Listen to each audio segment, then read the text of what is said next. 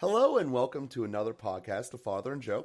I'm Joe Rocky here with Father Boniface Hicks, and we're going to take a little pause from our food, clothing, shelter, and work series that we've been doing to talk about essentially what the bishop's response was to all of the sexual abuse issues that were happening, not just in the church, but around the world.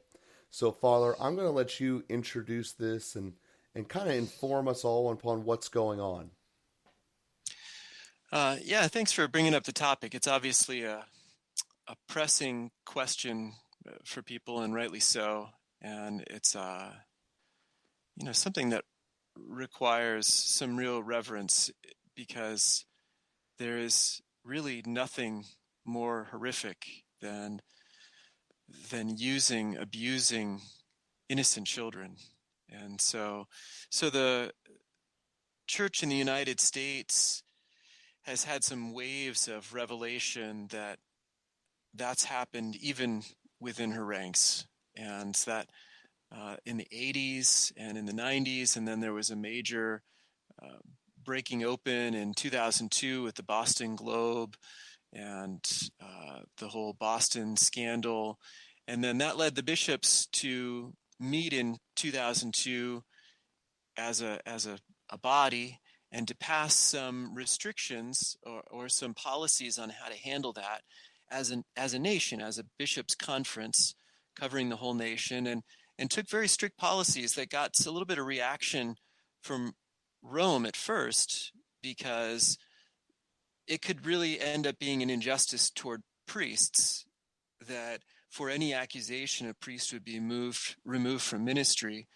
and then it wasn't clear how the adjudication would take place, wanting to make sure that a priest would have a fair trial so that not just anybody can accuse a good priest who didn't actually do anything and then end up taking him out of ministry. So there was a little bit of pushback, but in the end, the severity of the potential problem, was such that the adoption at the Dallas meeting of the bishops, so it's known as the Dallas Charter, was basically adopted by the Holy See and then really spread as a standard throughout the world. So the U.S. bishops and the U.S. Church took a policy towards sexual abuse, which is really one of the strongest and most comprehensive, and made a significant impact, and was a real shift. Prior to that, for various reasons, one being that people just didn't even want to think about it or talk about it, and didn't want to imagine that some of the things were taking place that were being reported as taking place. Things were dealt with quietly, dealt with internally. There was some hope, well, that it's a major problem. We'll take care of those who have been abused. And the church has paid out a lot of money and put out a lot of services and really spent time with people, and has taken that seriously for a long time, not just since 2002. But then with the priest, maybe some treatment and see how things go. And then in some cases, he was assigned back to ministry after having been told by psychologists, well, he's okay now. We worked through the fundamental issues and he's ready. He's not going to hurt people. And of course, what we know from the Boston Globe story, Spotlight was the movie that came out, and more recently to highlight some of the atrocities. I mean, we can't use we can't speak too severely about it. It really is an atrocity. I mean, a couple of these priests who serially abused children and were reassigned and got treatment and all of this stuff. And so anyway, in 2002, there was a major response by all of the bishops setting standards. I mean, I'll tell you, like, things move so slowly in the church. But in this case, after that decision was made in 2002, it was a little negotiated over a couple of months in Rome to kind of validate what the bishops had decided to do. And then in every diocese in the United States, there was a child protection line installed, a child abuse victim coordinator who was put in place, a lay board of review to handle cases so that it wouldn't just be internal church politics. There were, I mean, in every diocese, like, we don't ever respond that comprehensively about anything. I mean, it really is, it should be recognized and appreciated. But Then 15 years, and then we've had all of these background checks. To do anything in the church, you need a background check. We had knowing that child abuse predators are subtle and skilled in terms of developing trust, grooming children, and uh, abusing. They're also all volunteers in the church were shown some videos, given some instruction on how do you recognize people like this. New standards were put in place. Adults should never be alone with children that are not their own, without the parents there or without another adult present. And really a major shift in the culture of ministry um, and was, I remember it very well. I was just making solemn vows at that time in the monastery. I was getting ready to be ordained a deacon, and I was very sensitive to the kinds of shifts that were taking place. I mean, to be aware of never being alone with a child. I mean, I don't have these issues. Why should I be worrying about this? Well, we're establishing a new culture to be overly conservative, we might say, overly protective, because the children are worth that. And so that was a shift, and we all went through that. Well, we've been doing that very faithfully in the church for the last 17 years. And then this is following the United States, a number of other countries started having revelations that they also had issues. Now, just to take a step back, child sexual abuse is a huge problem in every corner of our society, wherever there are children who are trusting adults. And in fact, the greatest incidence of child sexual abuse or child abuse in general is in the family. And whether it's parents or uncles or grandparents, or the greatest incidence by far is in the family, where children are so helpless and need to be trusting, and people abuse that trust. And so we shouldn't just think we're focusing on the church, but it's really the church responding to it that's so significant. Now, priests, it is horrific. Those who are ordained, especially to protect the little ones, abusing their authority to actually abuse the little ones is horrific, and we should be sickened by that. There's no question about that. But to recognize, child sexual abuse is a huge problem. And then you look in the school system, or you look in the Boy Scouts, Girl Scouts, you look in these different areas where adults are being put in charge of children. And and then the Sandusky case, is kind of close to home with Penn State. I went to Penn State, so I guess it's especially close to home. The guy who exposed some of it is a guy that I knew at Penn State. And so, of course, the problem is much broader than the church, but the church really, maybe too slowly, and there can be lots of criticism for how things unfolded, but certainly in 2002 took a major response to the issue and really changed the culture and put significant things in place, invested a ton of resources in making sure that we can make the church the safest place in the world for children, which it should be. So, but as I say, after the United States made that response, Rome also took some response, but then other countries, Ireland had a big recognition of child sexual abuse problems. And then we saw more recently in Chile, there were some revelations. In Honduras, there are some things. In Germany, things started coming out. And anyway, in one country after another. And then there was a kind of new wave that emerged in August of 2018 with the Pennsylvania grand jury report, which really exposed, it went all the way back to 1950 or something like that. It was 70 years worth. So it was exposing a lot of things that were already exposed. Now, it told stories, and it went deeper into some of the issues, opened up some more of the details, also blurred some things. 300 victims or 1,000 victims and 300 predators was a common statistic that was given over the last 70 years in Pennsylvania. That's already taken out of context. That's out of how many people, and that's out of how many priests. But then also a lot of those 300 priests and 1,000 victims are not really proven cases. Anyway, it gets real blurry, but there were certainly some extreme things that were there and reasons to be horrified at some of the stuff that took place. And in some cases was not adequately handled. That's based on standards prior to 2002, but even some things since 2002 that were not handled like they should have been. And so it created a new wave, which also became a new trend in attorney generals, that now in New York and in Illinois and a number of other states, this kind of investigation is going to happen. But another thing emerged, that not only those who committed these crimes, but also those who covered up these crimes. And that's where a shift in attention came toward the bishops who covered up some of these things. And that became a dimension that wasn't fully handled in the 2002 in the Dallas Charter.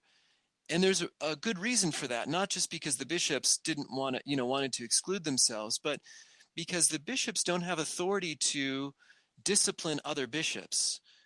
That's just part of the structure of the church. And so where it's a matter of church discipline, now if people need to go to jail, I mean, that's a whole other issue. But in terms of church discipline, a bishop can't cause another bishop to be removed from ministry.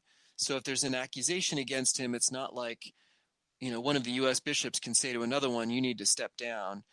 He just doesn't have that authority. The only one who can discipline bishops is Rome, is the Vatican. That's just the nature of the structure of our church. So the attention was raised by the Pennsylvania grand jury report. Well, what if the bishop is the one who is the problem? And that came out especially strongly with Theodore McCarrick. I won't call him cardinal or archbishop because he has now, through a judicial process, been stripped of everything.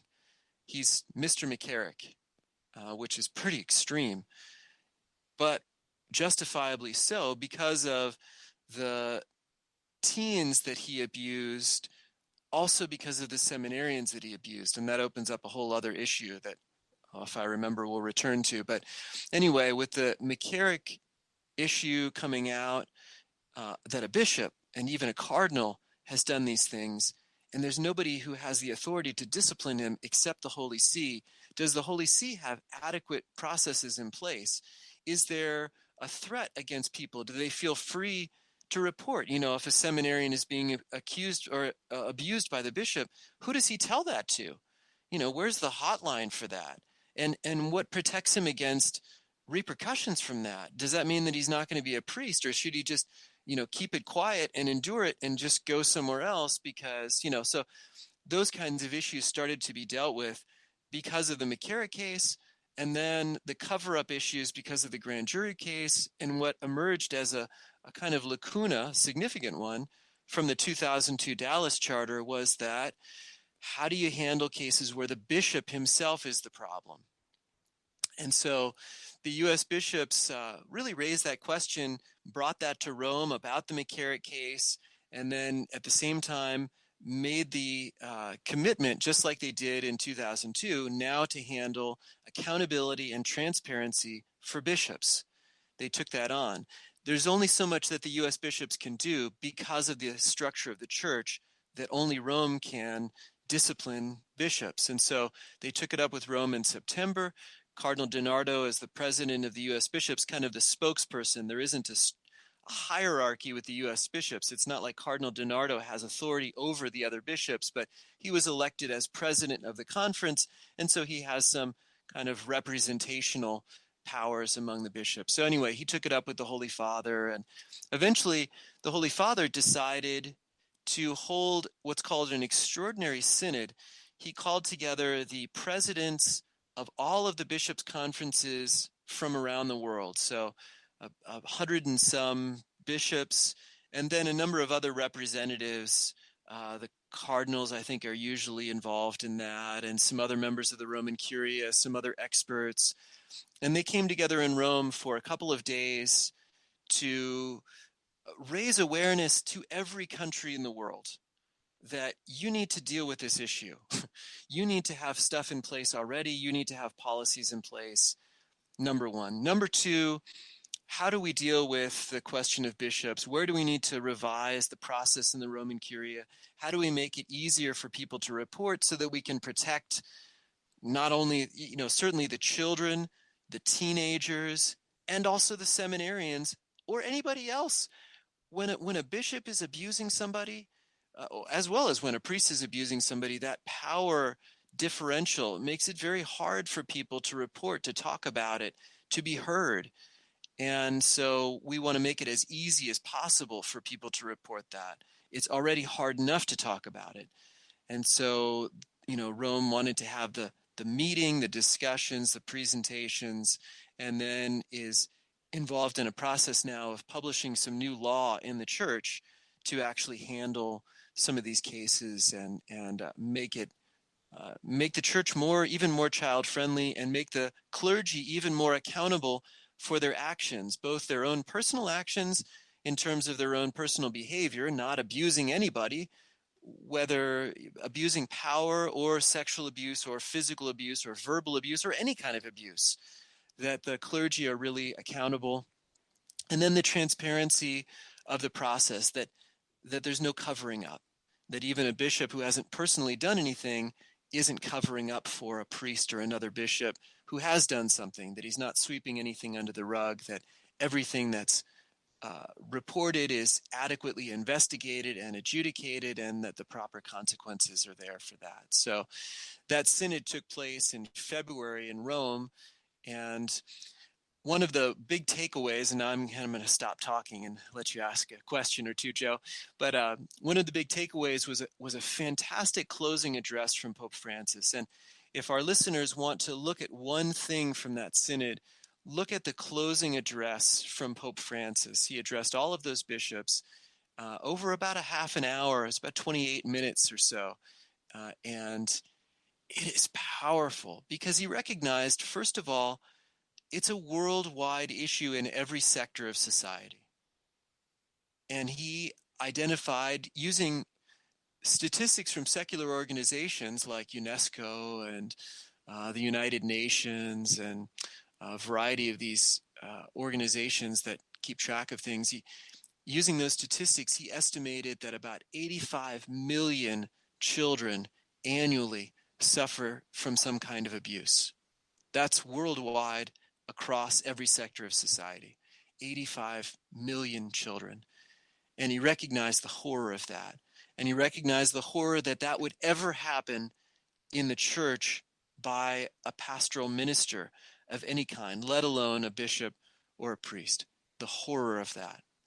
And then he really he recognized that what's driving this, what's driving it is evil. Ultimately, Satan is driving it. And we're becoming his instruments insofar as we protect it, cover it up, or participate in it.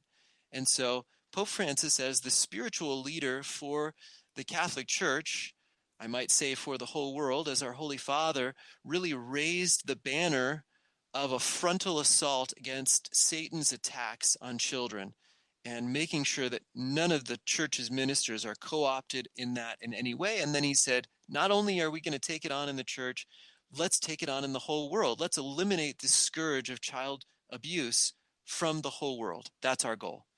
So that's really I think the really strong and definitive stance of the church, kind of brought about and by that meeting. And then, as I said, now there's a process in place to actually create some law, to create some structures, to fortify the church's efforts, and to really make a worldwide adjustment in our practices in order to take on the problem of child abuse in every sector of society, and certainly to drive it out definitively from the church. Sure. So there's a lot you said right there, and a lot of importance. One of the things as you mentioned about that Pennsylvania grand jury is it kind of spotlighted on Pittsburgh, which is where I live. And I definitely do remember whenever I was becoming a Eucharistic minister going through that training that you'd mentioned. And at the time, I was a senior in high school. I was like, why are we doing this? Um, but seeing the big picture as it unfolds a little bit with age makes sense. So the first question I have is when our bishop, who's in effect now, gave essentially a letter response, and for better or worse, it's been his only public-ish response. Was a written letter, and he highlighted that the majority of these events happened before, I think he said 1990. So the one thing I was always wondering is what changes were actually put in effect, and you just kind of outlined it here with the 2002 bishop in Dallas. That those were the rules that were put in. That's a good thing. As far as the bishops not having anyone to be able to monitor each other, and the analysis I have is think of them as governors of state. You're not going to have the governor of Texas checking up on the governor of Florida or the governor of California.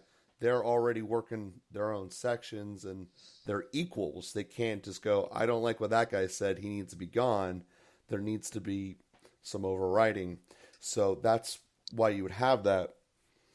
And then I don't know if this was ever addressed or thought of, but when this issue has come up since that grand jury report, being in the center of it, there's been a conversation or two about it in my life.